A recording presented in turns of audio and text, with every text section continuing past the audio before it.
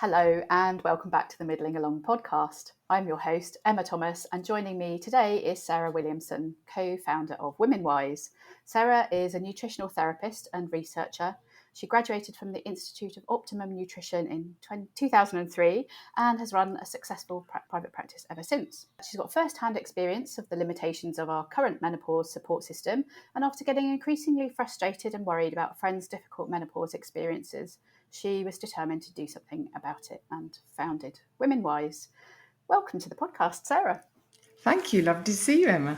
Before we kick off, I should say, for full transparency, that you and your team at WomenWise very kindly offered me the opportunity to trial the service for no fee. So we'll come back in a bit to all of that entails and, sticking myself with needles and all that fun stuff. And some juicy details of my test results perhaps in a bit. But first of all, I'd really love to hear the story behind the sort of launching WomenWise. And can you tell us all about how that came about? Yeah, so I have been a nutritional therapist since before it was fashionable. So I graduated after 3 years in 2003. I used to work in commerce. My first degree's in economics. So it was quite a swing to change That's quite into a change. nutrition. It is. And I was struggling with my own health issues. And my mum just said, "Oh, you just don't have a strong constitution," which kind of lit a fire in my belly. That's such a mum thing to say, isn't it? So Totally. So I had surgery on both my feet, which didn't work properly. And while I was spending time off, I realised I didn't want to go back to work. That was the first foot. The second foot, I knew I'd have to have a month off work. And so that's when I started investigating what I'd want to do. And I came across nutritional therapy. I'd always been interested in kind of healthy eating, or what I thought then was healthy eating, and then decided to enroll. And from then on, it kind of became my passion. What I love about it is the way it gives people power back. It's a tool that they can then have levers to pull to make things better in their life, and they can choose how far or how little they want to do that as well. With regard to the menopause, I went to a university reunion in London. This was, in 2019, I think it was. And I was talking to some friends there. And one of my friends, who I hadn't seen for a long time, just told me this kind of nightmarish menopause story about how she had been lying on her bed, telling her husband she was going to leave him and the children. She'd just had enough. And he was hanging on her feet saying, "It'll be okay." And then she proceeded to tell me about her other friends and how they'd left their husbands, left their jobs, just complete destruction was going on around these women who were really struggling. And she said it with a huge grin on her face, as though it was a funny story. But imagining that moment in that room, it was probably felt far from funny. So I thought, I need to look at this, because for me, menopause is a natural transition. We are supposed to go through the menopause. Yeah. And the real questions are, why are we struggling? And, I'm completely agnostic about HRT. If it suits you and you get a gain from it, that's great. But for 50% of women who take HRT, there is no significant benefit. So I decided, doing my usual, I'm a diver into the research, and I spend all my time in the medical papers looking at what things meant that women were having different experiences at menopause. And it's that then brought us to kind of design. And it took about 2.5 years deep research to design this product to make sure that it answered most of those questions. It can be, and I've talked a little bit about this, it can be really overwhelming. We are bombarded from all directions about information or advice on, the nutrition side of things, on what exercise we should and shouldn't be doing. So having that sort of having somebody walk us through all of that, but also having that very kind of personalized view, because we are all so different, is really helpful. And we'll talk a bit more in detail about all of the different things that you're looking at, because it's not just the nutrition and the lifestyle stuff, but there is also some kind of key genetic propensity for or against certain things that is really quite important that you're looking at as well. Yeah, because one of the first places I went was, okay, why is everyone experiencing such different menopause experiences? Particularly, I think the early thing, and I think for many women, the biggest bother to them is, well, weight gain is one and mental health is the other. Those two are the ones that I think bother women the most. And I was like, why are people experiencing such dramatic differences in how they, their head works during this transition? And this transition is going on for a long time. For most women, in their early 40s, all the way up to sort of 5 years post their last menstrual cycle. So it's quite a long period of time of adaptation. And what's going on there? And why are there such distinct patterns in some women for certain to struggle with their mental health?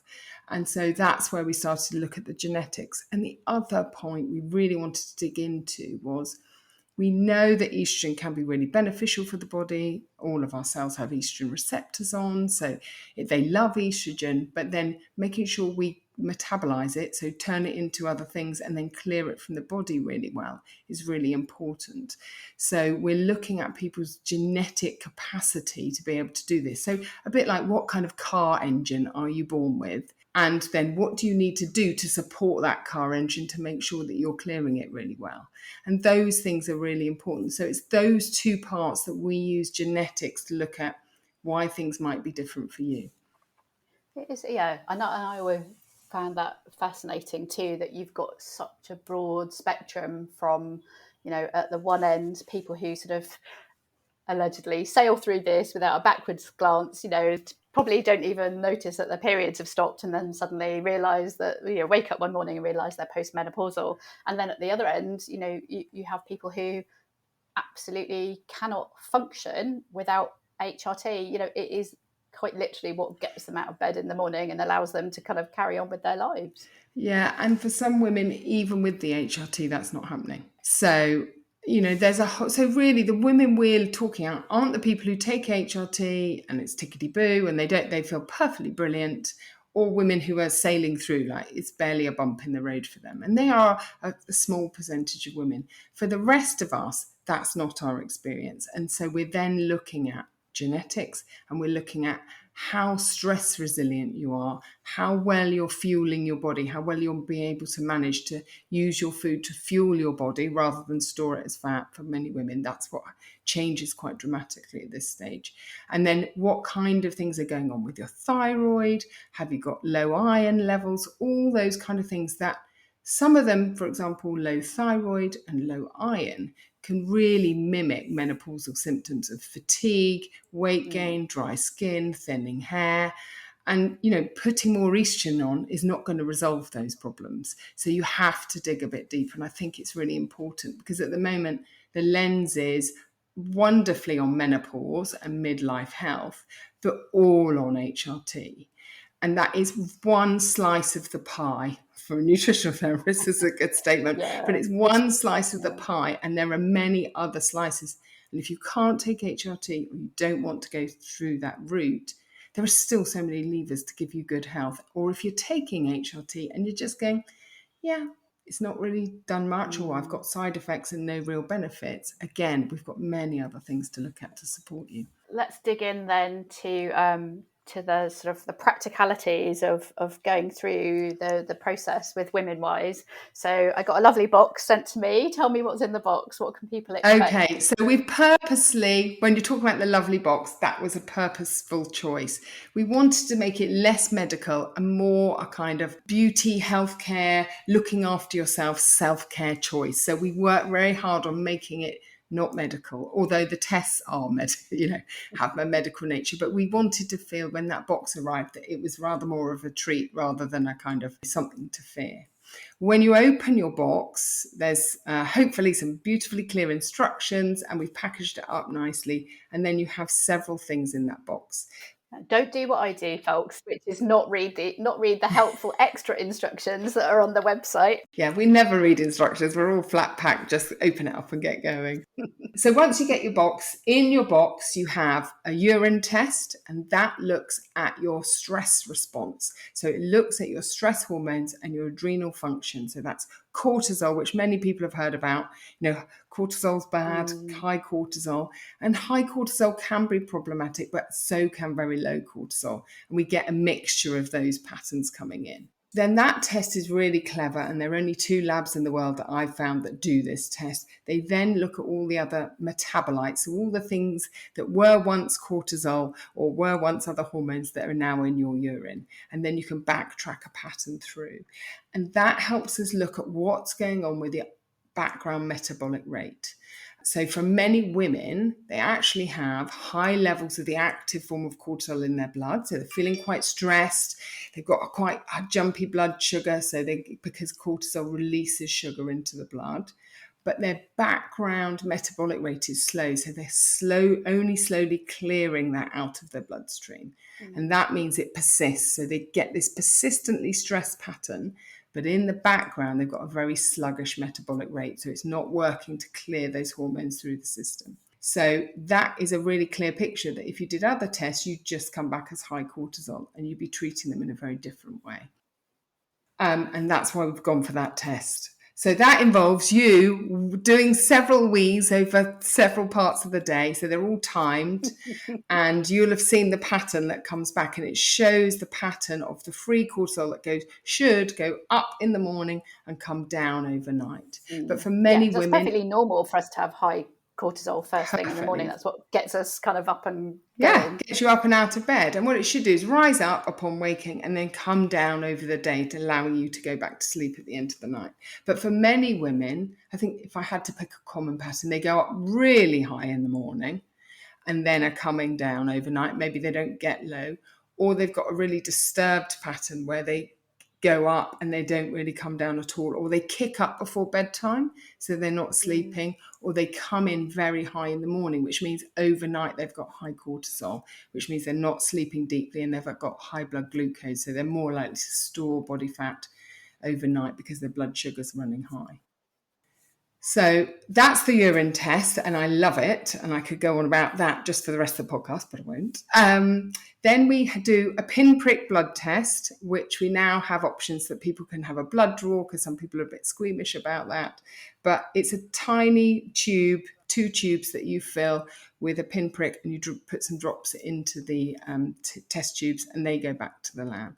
And with that, we're looking at your thyroid function, and a bit deeper than you would normally get at your GP, because a GP would normally test TSH, which is thyroid stimulating hormone, which is the one that talks from your brain to your thyroid to tell it what to do, and T4, which is the inactive form of free thyroxine, which is the inactive form of thyroid hormone. We actually also look at the active form, which is T3, because some women aren't very good at converting to that active hormone. We look at your iron levels via ferritin, because ferritin is the first place they turn up lower.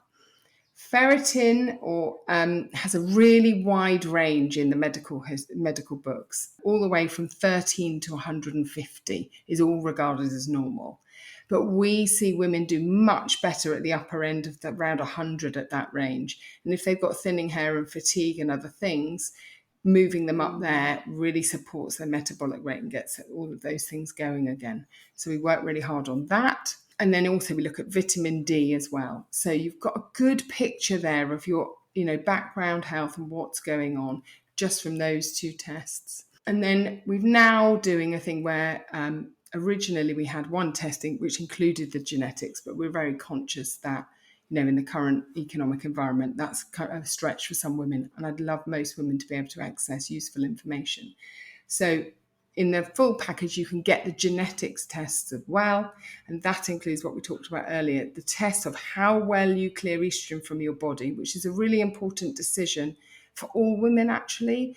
If they are going to take HRT, it becomes more significant. But ongoing from menopause, postmenopausally, we still have lots of estrogen in our system because it's produced in our body fat and also by our adrenal glands.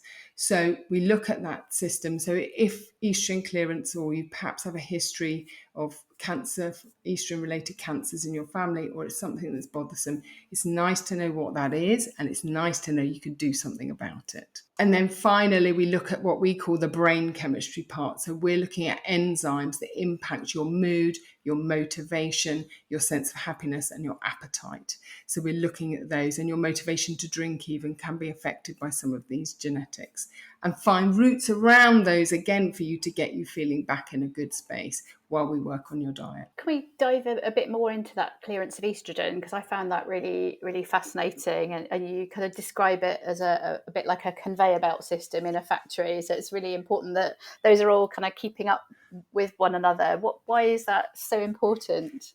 So estrogen, as I've said, is brilliant for the body. It's great for the skin, the hair, all your brain, all the bits.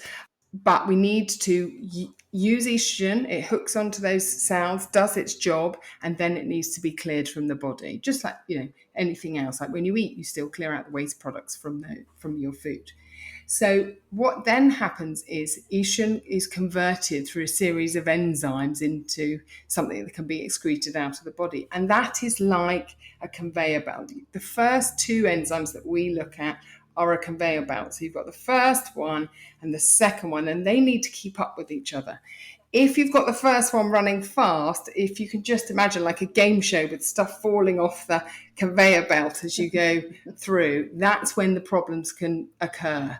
So those things falling off the front conveyor belt when they're not keeping up with one another are the things that go on to form what we call quinones, or are called quinones, that can damage DNA and then potentially increase your cancer risk. So we have a look at what your genetics are like. So what's your engine like already for clearing estrogen? And then those two enzymes, we look at how fast or slow they run naturally. And then we use natural substances to support them. There's some amazing work done by an Italian professor who I can't remember the name of off the top of my head, but he's done, and their team have done a lot of work on this, and they've seen, even in women with high risk kind of genetics, they can reduce those quinones to zero, which is amazing. So we use that. The body is brilliant in itself. For many women, we don't need to use those things because we have backup systems. Because it's so important, it's amazing how the body has produced other enzymes that can go around and recycle problematic chemicals that are produced.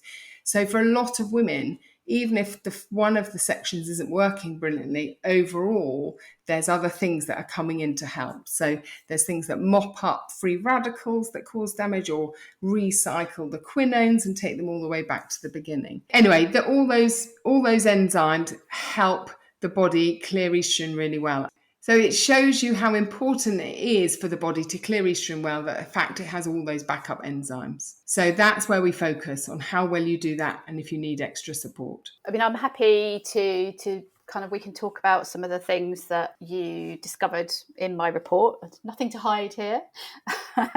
But then it would be also maybe interesting to talk about the action plan that somebody would, so you don't just kind of give them their results and off you go. There's a whole kind of plan that is individualized to each person that then looks at the results and then gives them something to support in areas that they might need specific support. Absolutely, that's what happens. So we look at what your results are, we combine them all together, and so there's a team of us, there's 3 other nutritional therapists here, and we put a report together that gives you an action plan. So where your areas of focus are, that's where your action plan is directed. So that uses nutrition related, so a dietary plan to help you support your goals. So I remember in your case, we came up with, you have struggle with insulin resistance. So that means that your body is more likely to turn the fuel you eat, particularly the carbohydrates you eat, into body fat rather than using them as fuel. You have done brilliantly over the last while and managed to lose weight significantly. So you're improving that insulin resistance all the time you've managed to lose that weight. And we talked about the exercise that you're doing, and brilliantly, you are focused on weight training exercises, so resistance training, and that is going to further support the work that you're doing. So then in your action plan, we focus very carefully on making sure that all the steps begin to support your insulin sensitivity returning. So that would be making sure that you weren't snacking between meals or drinking milky drinks or calorie-rich or sweet drinks between meals. And then we were making sure that you avoided, some people use sweeteners as an alternative, and it still causes the insulin to spike. So it's troubling that insulin resistance and making you less insulin sensitive. And so that's fully reversible if you is that because I do find this really interesting, that whole idea of that insulin resistance. Is that it's not like an on-off lever? Is it like a sort of a sliding scale, and everything that you do can kind of pull the needle back down to where it needs to be? Absolutely. I think what's great, there's nothing that we have tested that you can't resolve. There's no point me telling you a test result that you can't do anything about. So we have carefully made sure that there's a backed up plan that you can do something about. And yes, insulin resistance is really common, and it is reversible by dietary changes. The reason it tends to pop up in midlife for women is estrogen protects us from insulin resistance, and as soon as our estrogen levels begin to drop, we can become more insulin resistant. So if you notice, the way women tend to put on weight averagely changes over their lifetime. When we're younger, if we put on weight, it tends to go on our bottom, our hips, and maybe our boobs. And then as we get older, it's in the stomach area. And like, if you think about men, they aren't protected by that estrogen, so they put all their weight on their stomachs. So we become more like them. And it's one of the reasons we catch men up for cardiovascular disease if we don't make these dietary changes.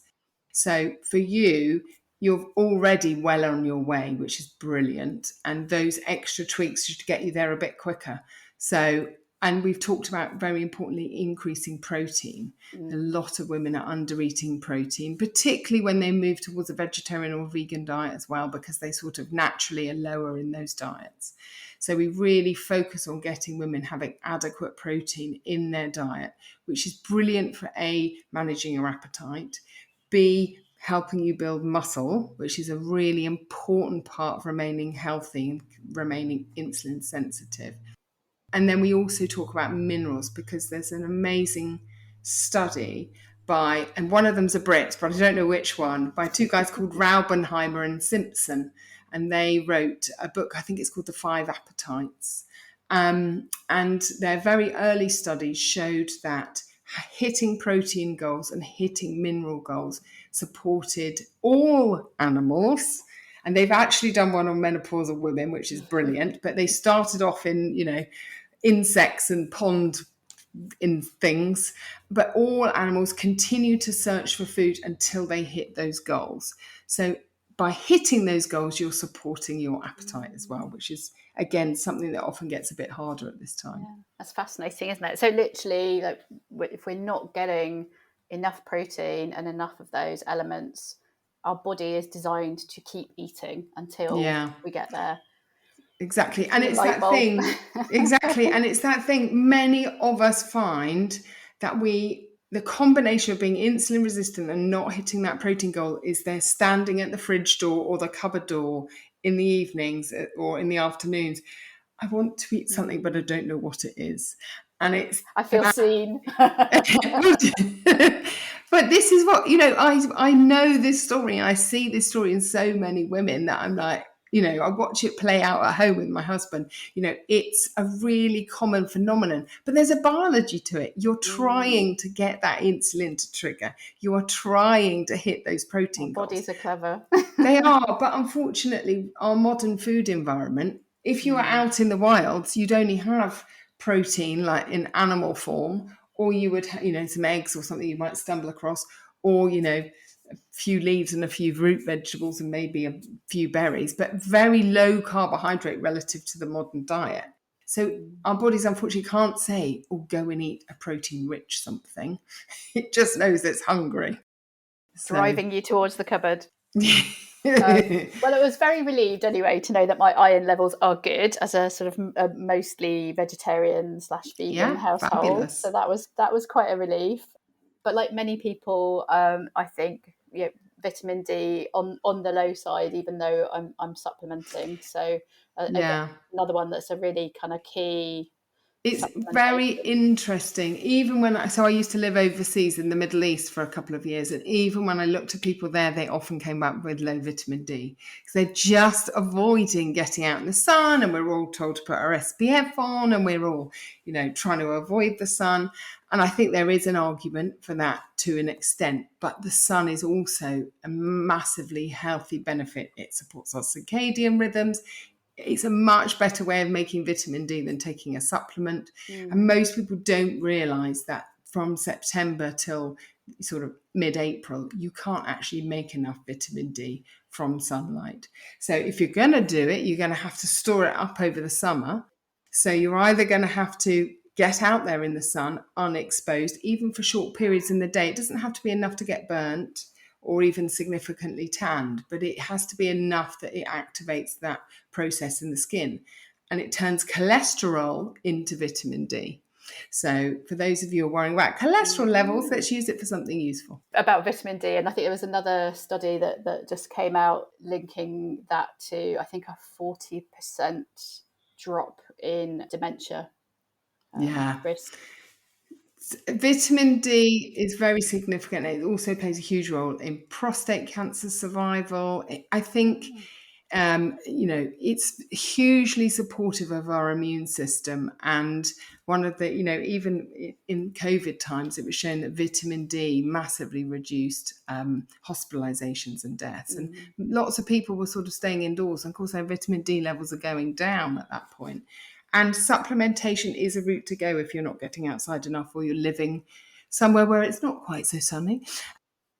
And then it's important to make sure you're doing that well so that you use it with vitamin K for the most part. There are some people on some medications, so you need to check whether you can take the vitamin K, but it helps vitamin D not cause calcification in places you wouldn't want it.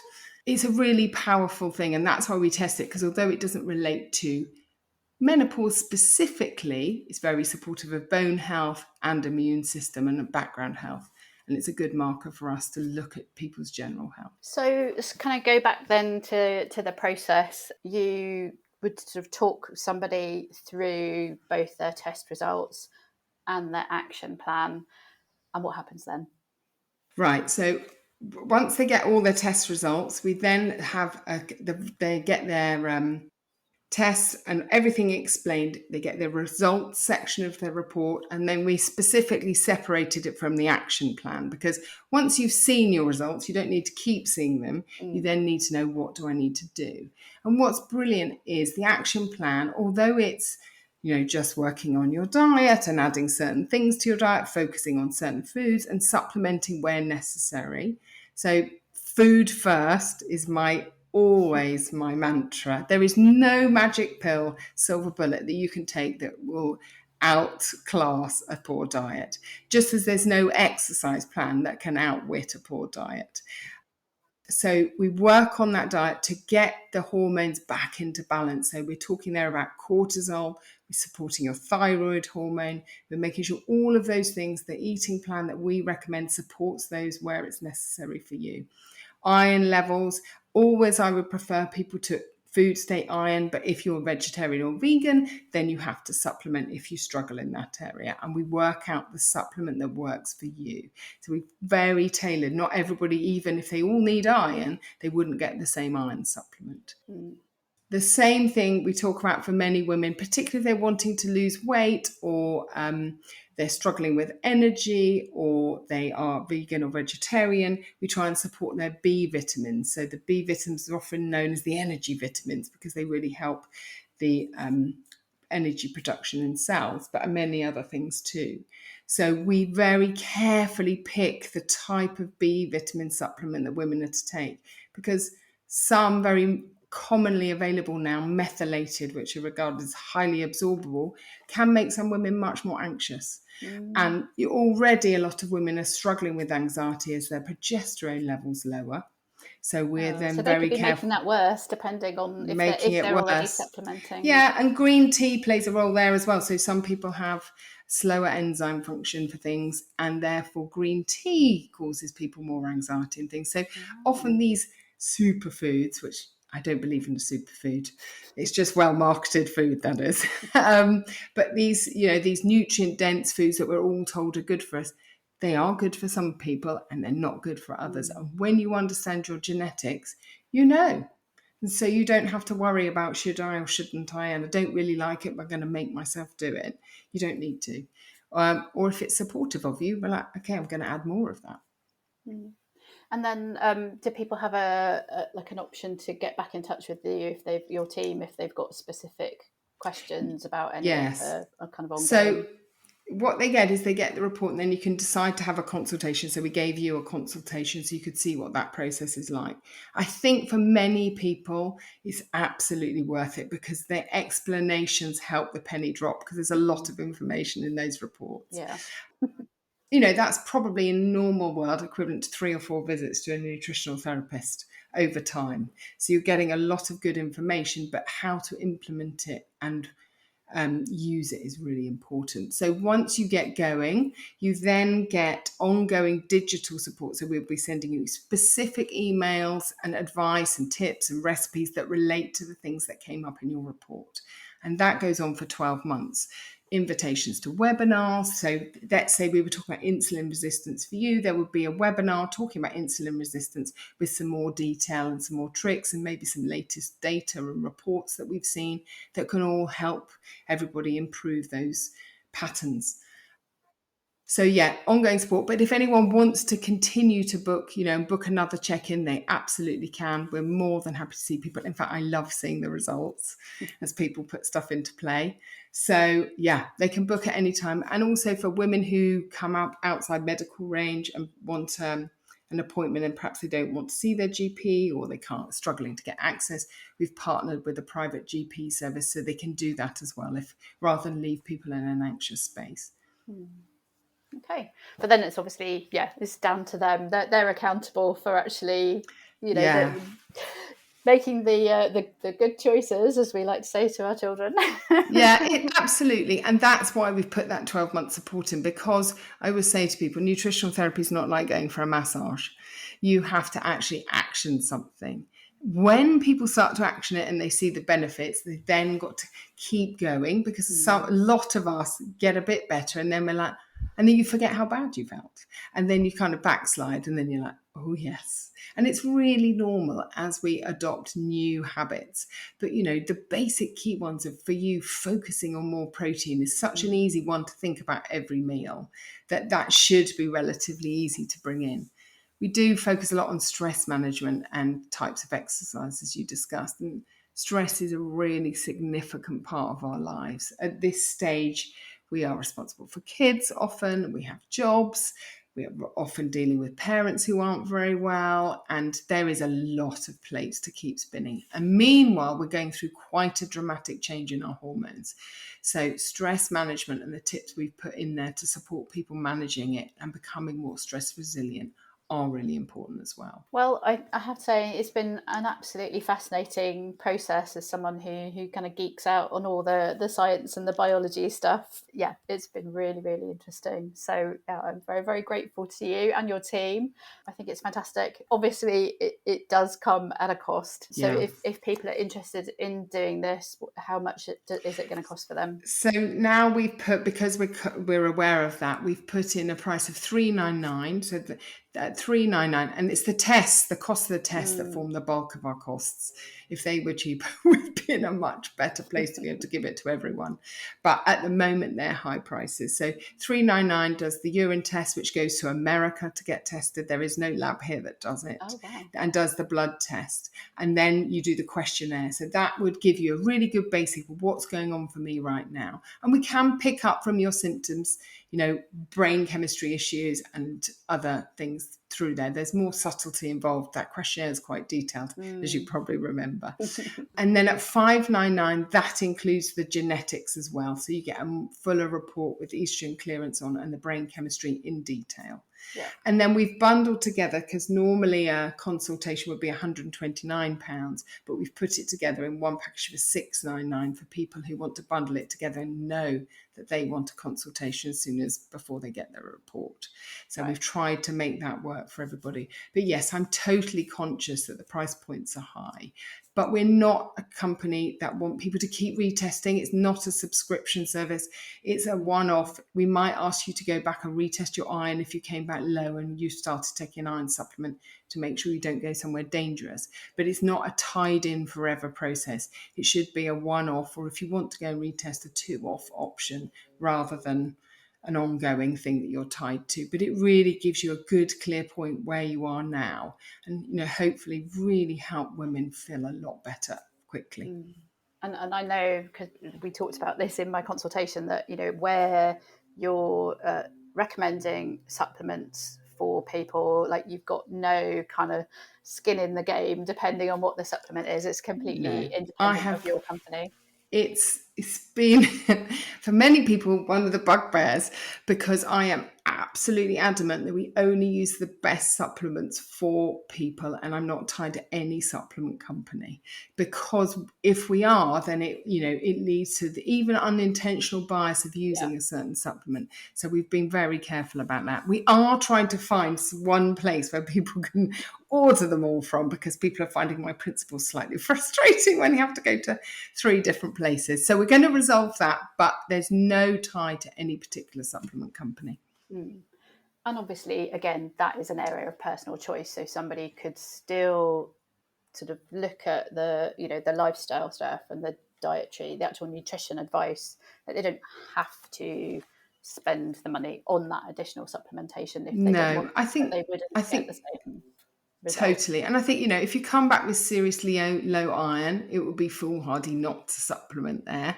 And they're not expensive, those supplements. And we've just chosen one that's more absorbable, because the standard stuff you get from your doctor really disrupts the digestive system and gives terrible constipation. But it's very cheap. So I totally get why they're using it. But we use one that's a bit more stomach friendly. But yeah, there's absolute choice, and we're very clear about what the supplement contains, so that if you wanted to use another supplement, you've got a supplement at home that ticks that box, that's fine. But at least you know where you're at. And for some women, some of these supplements are for short periods of time to, encourage insulin sensitivity or rebalance hormones or things. So you're taking them for 8 weeks maybe, and then stopping. So it does vary. You're not tied for life. Well, Sarah, thank you so much. It's been, as I say, an absolutely fascinating process. So I'm extremely grateful and very well educated now. And now I just need to go put it all into practice. Well, thank you. And thank you for being part of it, because it's always lovely to be able to show what we do, because it's not always easy to just explain it. So I'm really grateful for you being part of it. I really enjoyed doing your report. So thank you, Emma. And thank you for having me today. You've been listening to the Middling Along podcast.